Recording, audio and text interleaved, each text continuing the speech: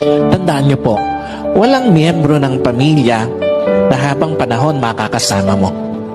Walang asawa na habang panahon makakasama mo. Walang magulang na habang panahon makakasama mo.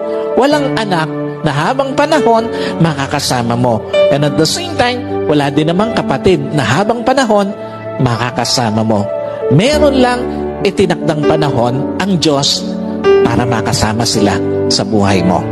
Meron lang itinakdang panahon ng Diyos para ma-enjoy mo yung mga panahon na makakasama sila. Bawat panahong kasama ang pamilya, pahiram ng Diyos. Bawat panahong kasama mo sila o bawat araw na kasama mo sila, kabawasan yon sa panahong makakasama mo sila.